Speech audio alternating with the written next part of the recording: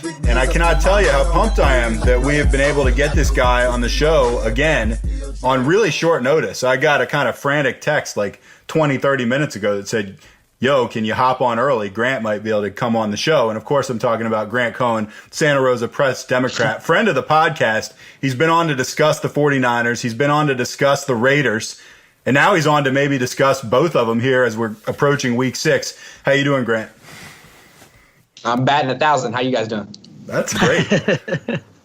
Absolutely. That's fantastic. But yeah, man, this is a hot week for the 49ers with, a lot of hot hand talk and all that stuff. So we'd love to dive in and kind of break down, plus some waiver wire guys potentially emerging out there. So lots to cover on the 49ers front. Definitely some Raiders issues too if we have time to get to them. Yeah. But let's start with Carlos Hyde. And he started the season strong, got banged up a bit, and most recently got outsnapped, out-touched, and outgained by rookie Matt Breida.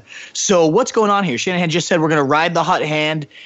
Can you give us any clarity on this backfield? Grant, you were notoriously low on Hyde preseason, right? And so this is now finally, this is the long play, but it's kind of finally coming around where you saw it coming the whole time, right? Yeah. Well, it's funny what you said that started out strong, then got banged up. Like, where have we heard that before? When has that ever happened to Carlos Hyde? He's good for the first 2 weeks, and then he gets hurt. He was playing well, and my whole premise before the season was that he's a good running back. He just doesn't fit this scheme. And give Shanahan credit, he actually adjusted his scheme and started calling much more inside zone, which helped the running game, but it hurt the passing game because, as you guys know, Shanahan's passing game is all built around that play-action bootleg stuff, which you can't really do off inside zone. So it had a benefit, and it cost him. So Hyde was doing well. He got hurt. And then in this last game, he was running really poorly. He was facing a lot of 8-man boxes, so that you can understand that. He was getting hit a lot behind the line of scrimmage. But whenever Breida came in, he was good. You can't really defend Breida the same way because you could split him out at wide receiver and run him deep. He faces more 7-man boxes. I think he's a much more dangerous weapon. I mean, if you were a defensive coordinator, I think if I were a defensive coordinator, I'd be more worried about Breida than Hyde. I feel like if you put 8 in the box against Hyde, you're going to be okay. He's not going to break a long run. But anyway, what happened was, even though Breida was playing better, after halftime, back out, they have the ball, and Hyde's in the game. Second down, he fumbled.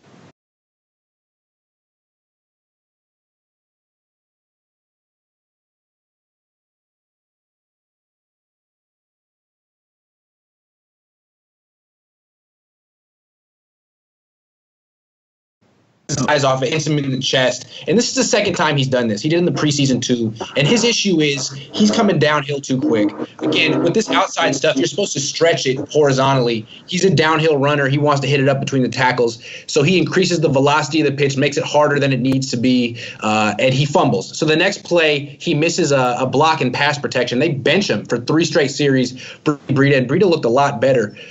So yes, I think this is going to be an issue moving forward. I don't think it was a one-game thing. I think that Hyde will be the guy in the first series, Breida will be the guy in the second and third series, and then depending on who runs better, will get the ball. So yes, I believe the hot hand thing. And then there's one more point I want to make. I think for fantasy football owners, you really, really want to pay attention to Breida because coaches have egos, and Breida is Shanahan's guy. If Breida works out, then Shanahan's a genius. If Hyde works out, then Trent Baalke's a genius. Shanahan has no Hyde can't help Shanahan's stock in any way. Breida can. And that is such a big factor in the NFL. These coaches have big ego, and Breida helps Shanahan's ego in ways that Hyde doesn't. So I really expect that Breida's going to take this job eventually. Yeah, and we've seen Shanahan do that in the past with Steve Slayton, with rookies all over the time. So, that's totally a possibility. Do you think Breida, I know you mentioned the hot hand this week, is there a chance that Breida could take this job and become the featured back at any point? Yeah, no question. Absolutely. I don't think he will this week, but if if Hyde struggles again and Breida really is averaging 5 yards a carry like he did last time, then why not? As I just said, Shanahan's more invested in the guy. He just needs a reason.